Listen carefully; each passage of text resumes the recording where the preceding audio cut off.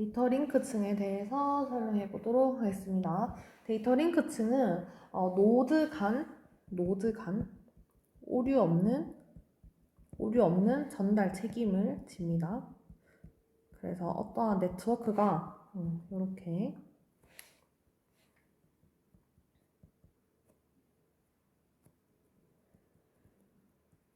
이렇게 있었다고 가정했을 때 어떠한 송신자에서 수신자까지 가고자 할 때 데이터 링크층은 요만큼 노드에서 노드 간 전달을 책임지는 역할을 합니다. 데이터 링크층에서는 우리가 프레임이라는 단위로 전송을 하게 되고 요거 프레임을 짜는 역할을 하게 됩니다. 그 다음에 흐름 제어라고 해서 이 전송하는 데이터들의 속도를 조절하는 역할도 수행하고 프레임 내에 오류 제어를 할 수도 있겠습니다. 프레임이 오류가 있는지 없는지 유무를 판단할 수 있습니다. 또한 데이터 링크층에서 쓰는 주소는 우리가 맥 주소라고 하고 얘는 물리 주소라고도 얘기합니다. 이 물리 주소, 맥 주소는 컴퓨터마다 고유한 값을 가진다고 알고 있으면 되고 이것은 1바이트 단위로 콜론으로 표시합니다. 그래서 뭐뭐 땡땡 뭐뭐 땡땡 뭐뭐 땡땡 뭐뭐 땡땡 뭐뭐 땡땡 뭐뭐 이렇게 해서 이게 총 48비트를 차지하구나 라고 알고 있으면 되겠습니다. 데이터 링크층에서는 우리가 데이터 링크층의 프로토콜은 총 4가지가 있습니다. 그래서 첫 번째는 아로하라는 프로토콜이 있는데 이 아로하는 제어 없이 무작위로 그냥 전송하고 싶을 때 무작위로 전송하는 방식을 의미합니다. 그래서 송신 측에서 수신 측으로 무작위로 어떤 패킷을 보내고 확인 응답 신호를 기다리게 됩니다. 그러면 수신 측에서는 이 메시지를 받게 되면 확인 응답 신호를 보내게 되는데 송신자가 만약에 패킷을 보내고 프레임을 보내고 확인 응답 신호가 도착하게 되면 이 프레임이 잘 전송이 됐구나 하고 인식을 하는데 만약에 일정 시간이 지나도 이 확인 응답 신호가 도착을 안 하면 이 패킷이 중간에 잘못 전달됐다는 것을 스로 감지하고 이것을 다시 재전송하게 되는 프로토콜이 아로하입니다. 이렇게 하다 보니 네트워크가 굉장히 효율적이지 못한 단점이 있어서 슬롯 아로하라고 해서 슬롯이라는 클럭 단위, 그러니까 시간 단위로 나누어서 전송하는 방식이 나타나게 되었습니다. 그래서 중앙제어국에서 클럭 신호를 보내주면 그 신호에 맞춰서 프레임을 전송하게 되면 이것은 충돌이 감소하고 또 성능도 올라가는 장점을 가지고 오게 되었습니다. 그 다음에 세 번째로는 CSM의 CD가 있는데 충돌 감지 다중 접근이라고 해서 얘는 충돌을 감지하는 것에 역할을 둡니다. 그래서 어떠한 프레임을 브로드캐스트 해서 전송한 뒤에 이 프레임이 제대로 잘 충돌 없이 전송이 됐는지 감지를 하는 것을 CSM의 CD 프로토콜이라고 하는데 만약에 그림을 본다면 ABCD라는 어떠한 노드가 있었다고 가정했을 때 A에서 만약에 D로 이렇게 브로드캐스트로 보내면 얘가 이렇게 쭉쭉쭉쭉쭉쭉쭉 이렇게 가야 하는데 원래 같으면 이만큼 길게 원래 목표는 이만큼 긴 메시지를 보내야 한다고 가정을 해봅시다. 그런데 이 전송하고 있는 이 와중에 C에서 어떠한 정보를 전송하고 싶다고 생각을 해봅시다. 그러면 C는 이렇게 브로드캐스트 하니까 이렇게 전체에 대해서 보내게 됩니다. 그랬을 때 여기서 충돌이 일어나게 되는데 A 입장에서는 여기서 충돌을 감지하게 됩니다.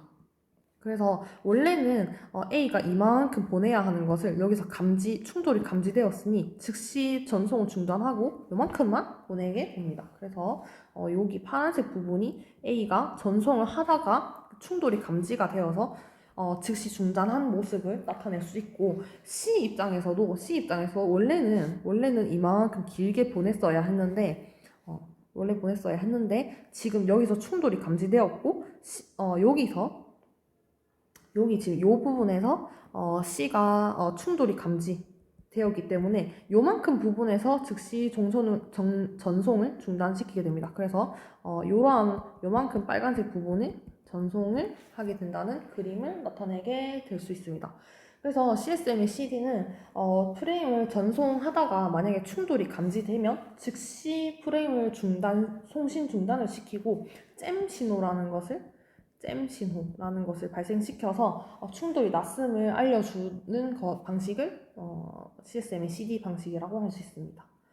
그 다음에 CSM의 CA라는 방식은 우리가 충돌 회피라는 방식인데 CSM의 CD는 A, B, C, D라는 어떤 지국이 있었다고 가정해봅시다. 근데 A에서 B로 전송하고자 할 때 A가 처음에 내가 송신을 보내도 되냐고 송신 요구를 B에다가 보내고 B는 송신 준비 완료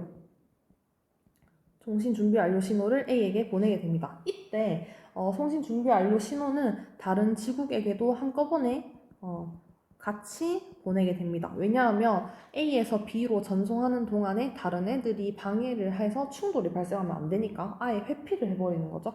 이렇게 한 다음에 A에서 B로 어떠한 데이터를 전달하고 난 다음에 B는 잘 받았다고 이렇게 알려주게 됩니다. 수신 확인하는데 이때 이 수신 확인은 나머지 애들한테도 같이 해줌으로써 나머지 애들은 이제 너네 전송할 수 있어 라는 것을 알려주게 됩니다. 그래서 이 부분을 우리가 NAV 해서 네트워크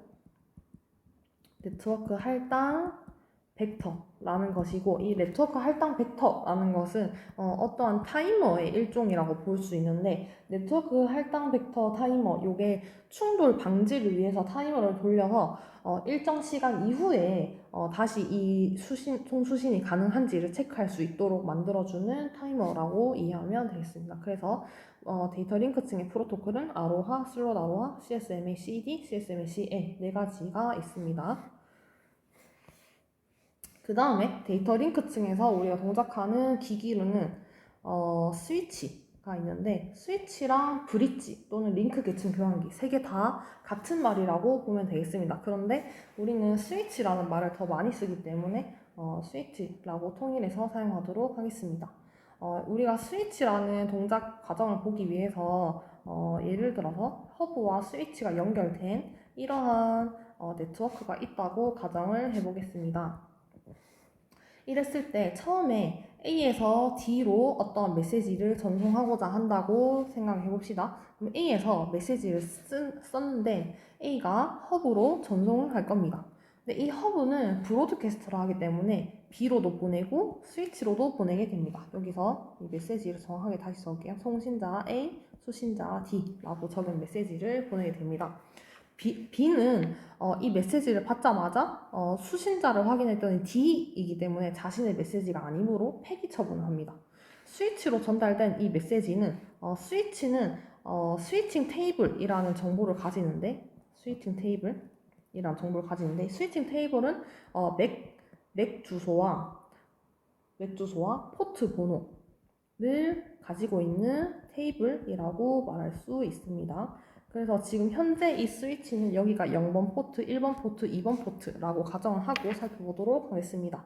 스위치는 이 메시지를 받자마자 송신자가 어디인지부터 확인을 합니다. 송신자가 A이기 때문에 A가 0번 포트로부터 왔으니 스위칭 테이블을 확인해서 이 정보가 저장되어 있는지 확인합니다. 근데 지금 현재 스위칭 테이블에 비어있기 때문에 A에 대한 맥 주소를 적고 포트 번호가 0번입니다 라는 정보를 저장을 시킵니다. 그 다음에 송신자에 대한 정보를 확인했다면 수신자에 대한 정보를 확인합니다. 수신자 정보는 지금 현재 D이기 때문에 D에 대한 정보가 스위칭 테이블 어디에도 나와 있지 않습니다. 그러니 허브와 마찬가지로 브로드캐스트를 수행하게 되는데 이 과정을 우리가 플러딩이라고 얘기할 수 있습니다. 그래서 플러딩은 입력 포트를 제외하고 나머지 포트로 전부 다 프레임을 전송하는 것, 즉 스위치가 브로드캐스트 한다라고 이해하면 되겠습니다. 그래서 이 패킷이 프레임이 C로 전달되면 C에서는 폐기 처분, D에서는 전송 완료가 되겠습니다. 그러면 A에서 D로 송신이 완료됩니다.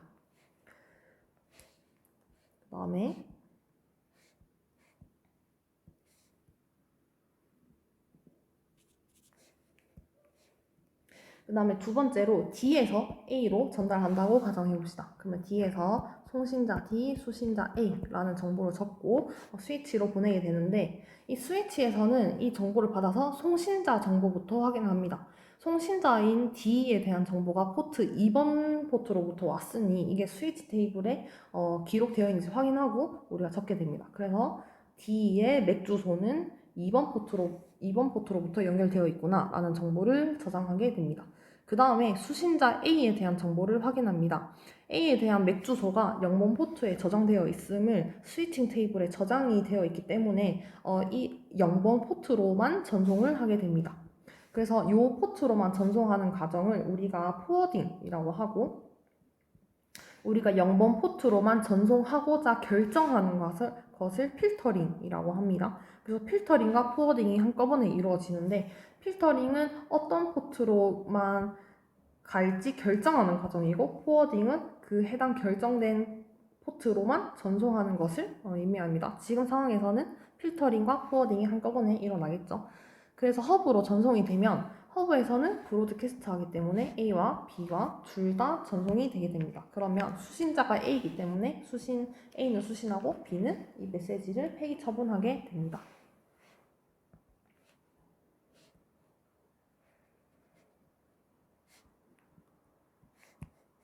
그 다음에 세 번째로는 B에서 A로 전송한다고 가정해봅시다. 그러면 B에서 송신자 B, 수신자 A라는 정보를 적어서 허브로 보내게 됩니다. 허브는 브로드캐스트 하기 때문에 스위치와 A에 동시에 보내게 되고 A는 수신 완료가 됩니다.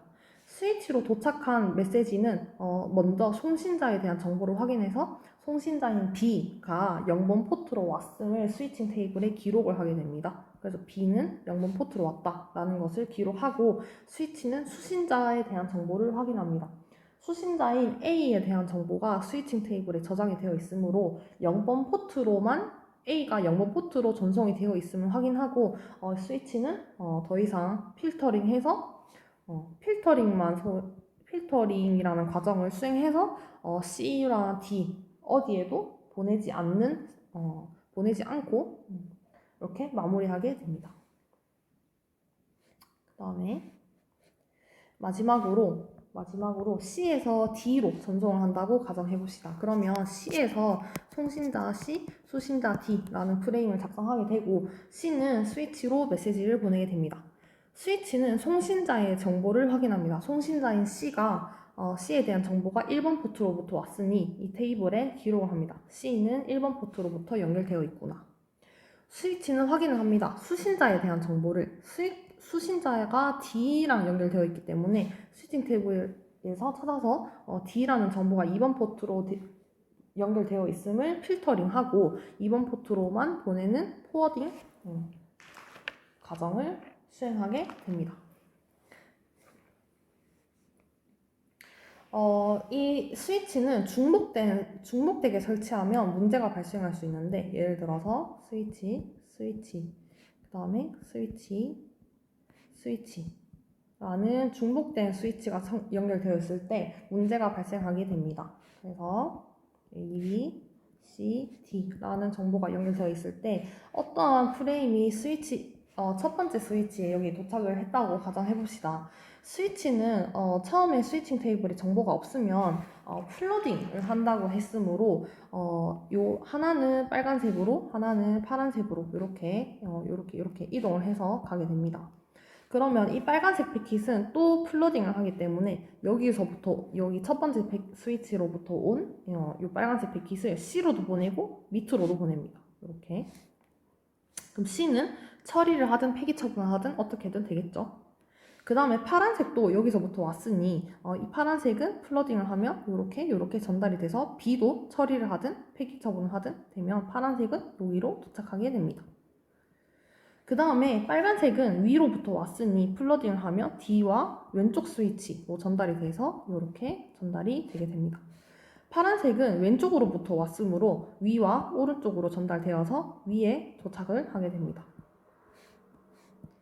이렇게. 그 다음에 빨간색은 왼쪽으로부터 왔으니 위로 또 왼쪽으로 전달이 되어서 빨간색은 위쪽 스위치로 전달이 되게 됩니다. 파란색은 여기 밑에서부터 왔으니 양옆으로 플러딩이 되어서 C는 처리가 되고 왼쪽에 스위치가 동작하게 됩니다. 그러므로 원래 있었던 요 패킷이 뱅글뱅글 돌아서 원래 스위치로 다시 동작을 하는 이러한 루프 문제가 발생할 수 있고 중복된 스위치를 설치를 했을 때 루프 문제가 발생할 수 있습니다. 그래서 이 루프 문제를 해결하기 위해서는 스패닝 트리 알고리즘을 사용할 수 있습니다. 스패닝 트리 알고리즘은 우리가 이런 랜 스위치 간의 최소 경로를 탐색해서 스패닝 트리 알고리즘을 만들게 되는데 이때는 뭐 다익스트라와 같은 여러 가지 알고리즘들을 활용해서 이 스위치가 루프가 생기지 않도록 만들어주면 이 루프 문제가 해결이 됩니다. 그 다음에 우리는 데이터 링크층을 공부하고 있기 때문에 데이터 링크층에는 프레임이 있습니다. 그래서 우리가 지난번에 봤듯이 네트워크층에서 다시 응용층에서 메시지를 보내면 전송층에서 헤더를 붙이고 네트워크층에서 또 다른 헤더를 붙이고 그 다음에 데이터 링크층에서 이렇게 되면 또 다른 헤더를 붙이고 트레일러를 붙이게 됩니다. 그래서 이것을 우리가 프레임이라고 했는데 프레임의 형식에 대해서 알아보도록 하겠습니다. 그래서 프레임은 이더넷이라는 프로토콜을 활용해서 정의를 해서 IEEE 802.3이라는 규정을 통해서 프레임을 정의를 했기 때문에 우리가 랜선을 규격 없이 사용할 수 있게 되었습니다. 그래서 이 이더넷 프레임은 형식이 preamble, SFD, 수신자 맥 주소, 송신자 맥 주소, 그 다음에 타입, 그 다음에 데이터 앤 패딩, 그 다음에 FCS 이러한 규정으로 나와 있는 것을 우리가 프레임이라고 할 수 있겠습니다. 프레임은 여기가 7바이트고 여기가 1바이트, 그 다음에 여기가 6바이트, 6바이트, 4바이트, 데이터 앤 패딩은 46에서 1500바이트, FCS는 4바이트로 이루어져 있습니다. 이때 프리앰블부터 SFD는 우리가 물리층에서 붙는다고 이해할 수도 있고 수신자 맥 주소부터 FCS까지가 진짜 이더넷 프레임이라고 이해하면 되겠습니다. 그래서 지금 현재 여기 네트워크층에서 내려온 이 파란색 칠한 부분이 데이터 앤 패딩 부분이고 뒤에 있는 이 트레일러 부분이 FCS. 그래서 여기 부분이 우리 트레일러, 이더넷 트레일러라고 말할 수 있고 여기 왼쪽 부분이 요만큼 데이터 링크층의 헤더를 의미해서 여기는 이더넷 헤더라고 말할 수 있겠습니다. 그래서 처음부터 살펴보면 프리앰블이라는 것은 수신자에게 이 이더넷 프레임이 도착했습니다 라고 알려주는 부분을 의미합니다. 그래서 10101010이라는 정보를 7바이트만큼 반복을 시켜서 나 프레임 도착했어요 라고 알려주는 역할을 수행하게 됩니다. SFD는 1바이트로서 10101011이라고 해서 진짜 프레임이 시작됨을 알려주는 역할을 수행합니다. 수신자 맥 주소와 송신자 맥 주소는 48비트로 6바이트씩 차지하고 타입은 네트워크층에서 어떠한 프로토콜을 가지고 있는지에 대한 정보를 나타내는 단위라고 말할 수 있겠습니다. 데이터 앤 패딩은 얘는 네트워크층의 패킷이라고 말할 수 있습니다. 네트워크층의 패킷, 요 파란색 부분인데 요게 이제 이더넷 페이로드라고 말할 수 있습니다. 우리가 요 이더넷 페이로드는 46에서 1500바이트로 제한되어 있는데 이 46바이트라는 경우에는 46바이트는 CSMA CD를 수행을 할 때 감지를 제대로 하기 위해서 어느 정도의 길이가 되어야 하기 때문에 대역폭과 최대 전파 시간 등을 계산해서 46바이트라는 최소 길이를 지정하게 되었습니다. 그 다음에 1500바이트는 우리가 어떠한 프레임이 이 버스를 독점하는 것을 방지하기 위해서 1500바이트로 맞추어서 데이터를 나눠서 전송할 수 있도록 만들게 되었습니다. 만약에 이 46바이트가 안 되는 짧은 길이의 패킷이라면 패딩을 붙여서 패딩이라는 0 아무 의미 없는 더미 데이터를 붙여서 46바이트를 만들어서 프레임을 구성하게 되어 있습니다. FCS라는 것은 프레임 체크 시퀀스라고 해서 이것은 데이터 링크층의 오류 제어를 하는 부분에 해당하는데 프레임 자체가 오류가 있는지 없는지를 확인하기 위해서 두 가지의 방법을 사용합니다. 첫 번째는 체크썸, 그 다음에 CRC라는 정보를 활용해서 FCS 수학적으로 계산을 한 다음에 이 프레임이 오류가 있는지 없는지를 확인하게 됩니다. 이상으로 데이터 링크층에 대한 설명을 마치겠습니다.